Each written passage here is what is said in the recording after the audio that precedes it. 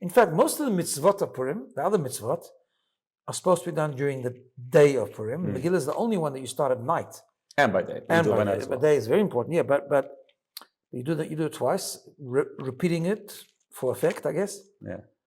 You are listening to the JP Show, where we discuss the issues you care about from a Jewish perspective. I am Rabbi G. And I am Rabbi Levi. And we hope you enjoy this episode. Welcome back, everyone, to another JP Show. This show is sponsored anonymously once again in memory of Yaakov Levitin. If you want to sponsor any of the other JP shows, please let us know. And wherever you are listening, please subscribe or leave a review and enjoy. So how are you doing, Rabbi Levi? It's the second week. No, is it? It's the second week of Adar, basically. We're in the 7th of Adar, so we're in the second week of Adar. Be happy. Which means it's almost Purim, which means it's almost Pesach. So exciting times. So what are you dressing up on as Purim? I don't know, actually. We haven't spoken about it because we usually have our... We normally have a coordinator. We need to... But I think Purim is a bit early this year. I know, we're a little bit caught by surprise a little bit. So we need to talk about it, actually. It should be one of the items on our meeting agenda. We do. It's very important. Very, very important. Very, very important conversation. Some of the organizations that we visit every Purim That's right. wait for us to come with our crazy hats or ties. Yeah. So it's like a thing. It became a thing, like BINA, because we've been going last few years to all these different organizations, Jewish organizations, doing the Mitzvot of Purim with them. Yeah. So it's been hectic. So I thought we would talk about Purim a little bit. Timely. Sounds like a good idea. And we'll get to some practical things at the end, some practical suggestions, which I think are relevant every year, but especially this year. So we know that there are 4 commandments, 4 mitzvot that we have to keep on Purim. We have to hear the Megillah. We have to give gifts of food to friends. We have to give gifts. We have to give charity to the poor. To people in need, and we have to eat a meal. We also have to say l'chaim. We can get into that a little bit later. But those are essentially the 4 mitzvot of Purim. Now, on a very basic level, this is true about the whole Judaism, of course. We do the commandments because we're commanded to do them. That's the basic idea. That's what we do. We listen to God and we fulfill His commandments. But I think every commandment has meaning to it and has depth to it. So I thought we would spend a little bit of time going through these 4 commandments and trying to figure out why we do them, besides for, as I said, the basic reason, because God says so, but sort of a deeper reason. What lessons we can learn for our own personal growth, because Purim is such a powerful day. Absolutely. Purim, for those that don't know, this year is Monday night, the 2nd of March, going into Tuesday, the 3rd of March. So Purim Day is the 3rd of March. Purim Day is the 3rd of March, Tuesday. So let's begin. So let's start with the mitzvah of reading the Megillah. So the Megillah is Megillas Esther. It's the scroll written by Mordechai and Esther after the story of Purim. For those who don't know what the story of Purim are, basically a guy wanted to kill us. We were able to fight back, so we celebrate, which is basically a summary of most Jewish festivals, but particularly Purim. Haman wanted to annihilate every single Jew. And we got the permission to fight back through Queen Esther, interceding on our behalf, and Achashverosh, and the Jews fasting and repenting. We won the war, obviously, and we have this mitzvah. So we read about this story in quite great detail. We read it in Hebrew, from a scroll. We read it by night and by day. We all know the story. We've learned about it in kindergarten many times. We've learned, we sort of know it already. So I guess, first of all, why do we have to read it every year? And how do you make that meaningful? It's quite a boring experience, actually, for most people. Yep. Aside from the banging Haman's name, that gets exciting. But I think when you know what it means, it's a bit more pleasant, so to speak. Yeah, for sure. That's such a great question. I think we have this idea of remembering, right? And in the Megillah itself, it has the verse which says, Hayimim Eila, these days, Niskarim need to be remembered. Now, as we've talked about before, remembering is not enough, which is why the rest of Purim, we actually have to do things, do a lot of stuff, right?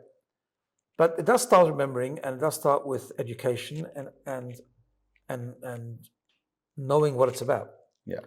To give it a context, to give it feeling. The Megillah has so many important lessons, right? In other words, we can't just have a day where we're not even sure what the story is, but we're celebrating. That's And right. then the question is like, what are you celebrating?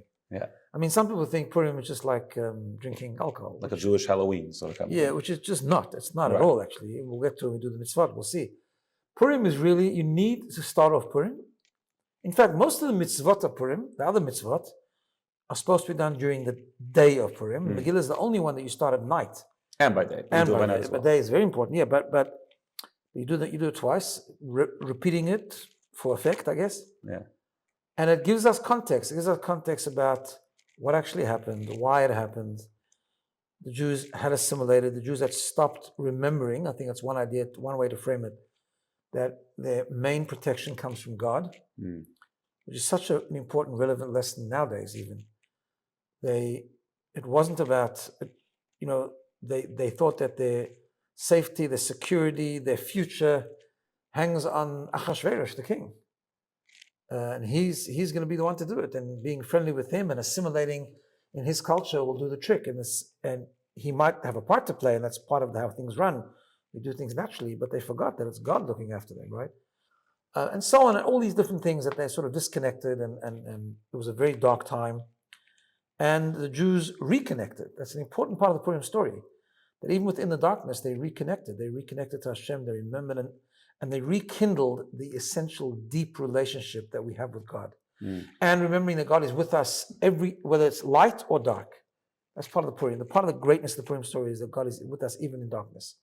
Or perhaps even particularly in darkness. So like he's always there. Even when we don't behave, we can always rekindle, we can always come back, we can always do it again because God is always there for us. So it's that context that gives rise to the celebration of the miracle. It wasn't just a miracle that, they're trying to kill us, we survived. It was about celebrating the rekindling of the connection with God in a very, very deep way. Right? Do we do this? Do we do this in other festivals? I guess we do. Pesach, we read the Haggadah, we do read the story. We have to read the story. But it's very emphasized on Purim. It's interesting. I don't know if any other festival we actually formally go and tell the story. For example, Hanukkah, we do mitzvot, but we don't have a ceremony of telling the story. It seems to be very much emphasized by Purim. Yeah. So what do you think?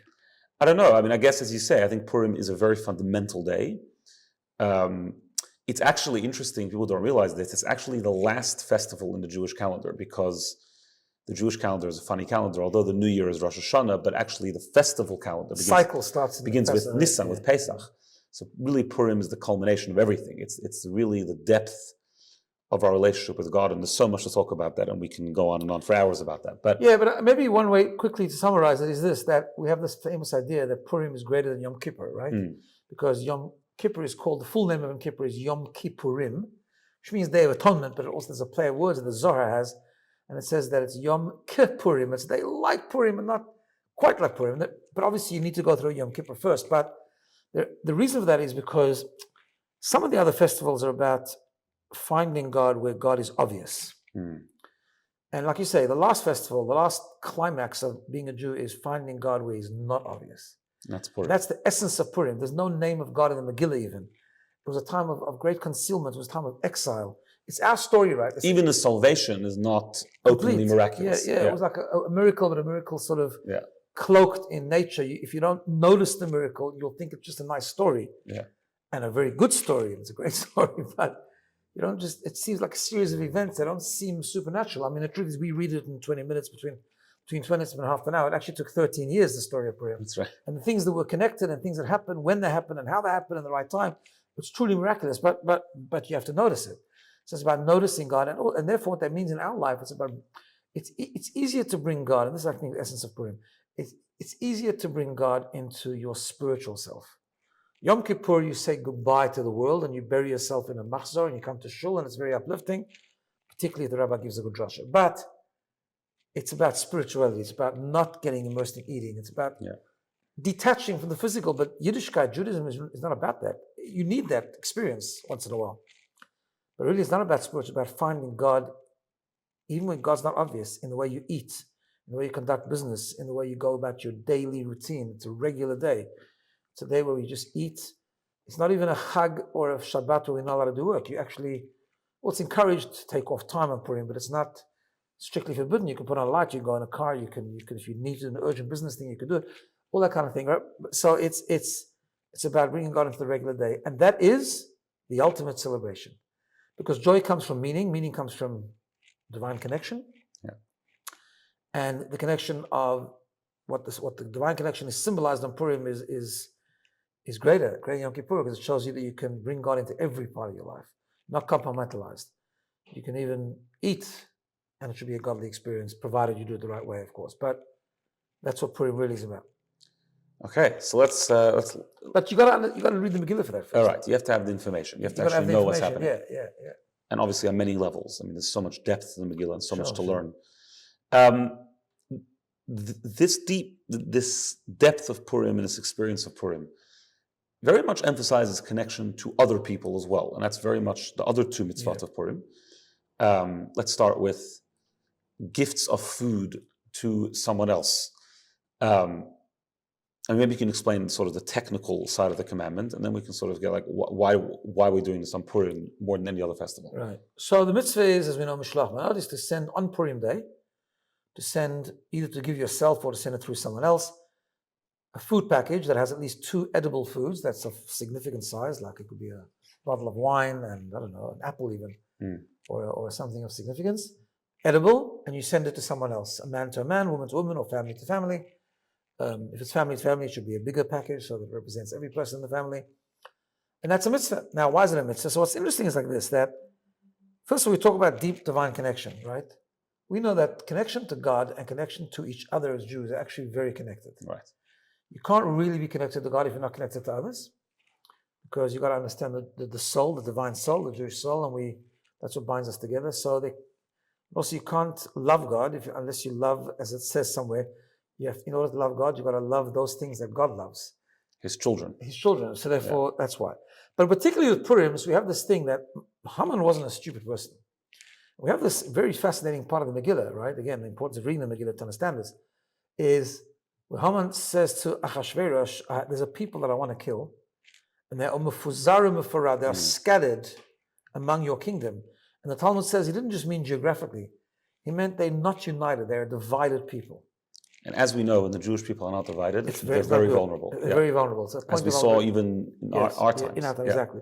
And Haman knew this, and he wanted to strike when we are vulnerable. Yeah.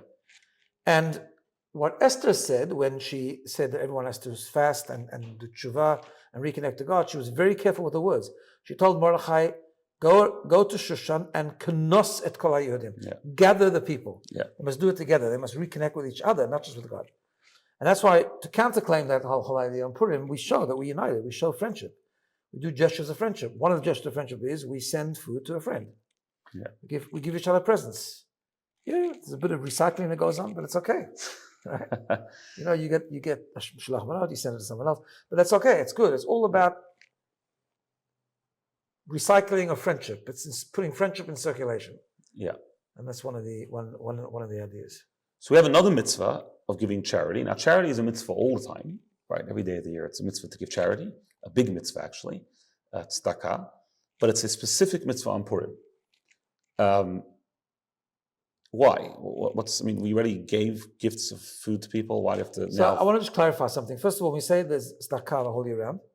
That's true. Charity is good, but charity has different forms. So sometimes when you give to institution, I guess you give a donation to BINA. For example, just for example, which is always good and it's very, very needed.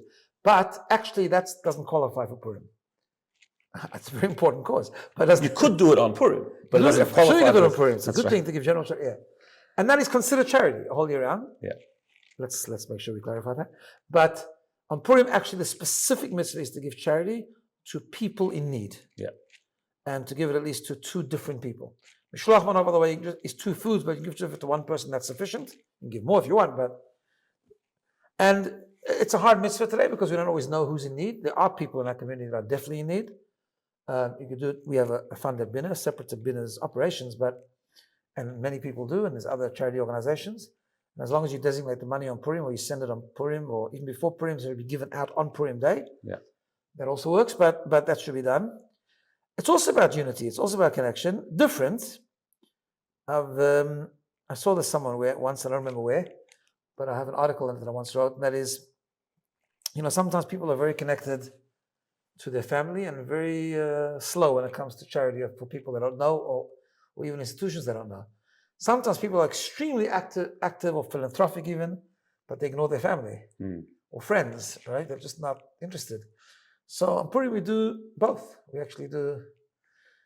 We send to friends and family, and we give to people who might not even know, but we know they're in need.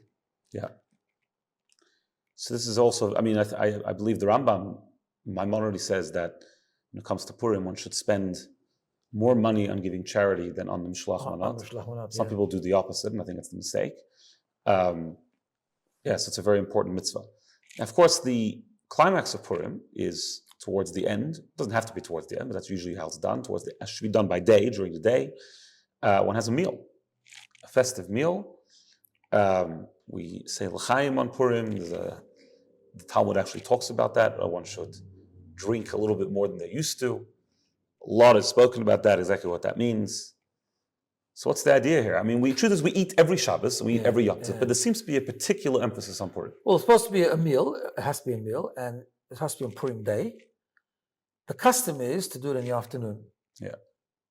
I want to just share an idea about that I was thinking about. That in the Code of Jewish Law, it says the reason for that is in the afternoon because, the reason for the meal is because we've got to show our celebration. We've got to actually celebrate. Yeah. And you do that by the meal, right? Singing, saying l'chaim, whatever the case is, you've got to actually eat and celebrate. But it says it can be done in the afternoon, even though normally we try to do mitzvot as early as possible. But in Purim we don't, because people are busy. They're busy giving mishloach manot, they're busy making sure they're giving gifts to the poor, and so on. So therefore it's delayed till afternoon. But I think there's a deep idea here, maybe. You can't really celebrate unless you've taken care of other people. Yeah. So that's why we have the mitzvot of unity before we do sit down. We don't sit down in the morning, it's Purim, let's celebrate. No, let's take care of other people first. Yeah. And that brings even more joy, because joy comes from meaning and purpose and kindness and things like that, right? But the idea then when we sit down, when we have taken care of others, is to celebrate, but celebrate in a very physical, tangible way. And I want to clarify something. The Purim meal is not supposed to be an alcoholic experience, necessarily. Yeah. It's not about a party. It's not a party. It's actually a serious thing, but very joyous. The way to have a meal of Purim is actually to get together with friends, family, or go to a central Suda. Yes, we have a bit of fun in Purim. It is about that, we do things that bring a lot of happiness. It's something some people do, like a bit of a skit. They do call Purim skit, maybe. We do things we might not do the whole year. But really, ultimately, it's about celebrating in the most physical and tangible way to show this idea of Purim, that we bring God's connection, we celebrate meaning, we celebrate purpose, even in a very physical, we bring God into the most physical thing. Now, you mentioned about the Talmud saying that we should drink a bit more than normal. There is such a thing, but it needs to be understood properly. I don't want people to get the wrong message. I do drink extra on Purim. Those that have been at the Farbrengen, at BINA after Purim would know this. But I only do it in such a way where it leads to actually trying to talk more deeper, maybe more demanding things sometimes, but it's about celebrating more, losing inhibitions so that you can express your Jewishness more. Right. If someone can't handle liquor, or someone drinks and it becomes violent or becomes stupid or silly, better they shouldn't. Yeah, that's clear. Right? It's very, very clear, because that's not what it's about. It's not about a party. It's not about like having a crazy time. Yeah. It's actually about connecting deeper. And sometimes, you need a bit of a l'chaim. It takes away your inhibitions. You can express yourself more. You can sing more. You can express your soul more. That's fine, as long as it doesn't hurt anyone. Yeah, that's fine. It's not, obviously not every day, but that's okay in Purim. And that's not drinking for the sake of drinking. That's drinking for the sake of celebrating well. Yeah. But that's the idea. The idea is to actually, and also the idea of alcohol. It says in many places explaining this idea that alcohol brings out the essence, and Purim is about bringing out the essence of Jewishness, and that's why that idea exists in Purim. Unfortunately, it is misunderstood sometimes, and it's just used as a means to have a great time, kind of thing, which is not really the purpose. But it does exist, yeah. And it's about finally going through the Purim. We've heard the Megillah, we've taken care of others, we've expressed unity, and we just sit down to really express that celebration of our deep connection with each other and with God. It's beautiful. So I guess what we want to encourage people to do, it's Purim. I think particularly this year, after everything we've been through, Purim is very relevant. Purim is all about a person who wanted to annihilate the Jewish people and was unsuccessful. And anyone who tries now will also be unsuccessful. And that's what we have to show. So I think this year, more than ever, we have to engage with Purim.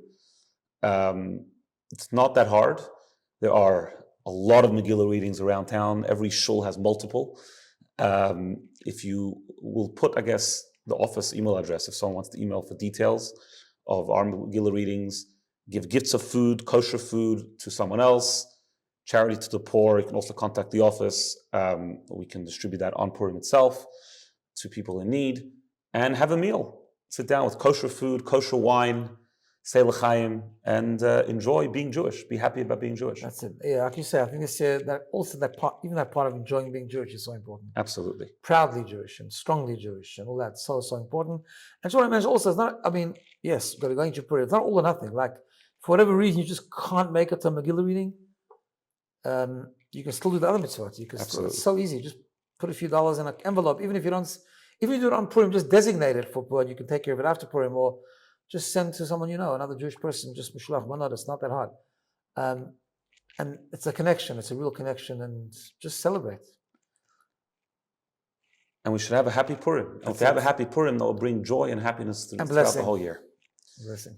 Thank you, everyone. All the best, and see you next week.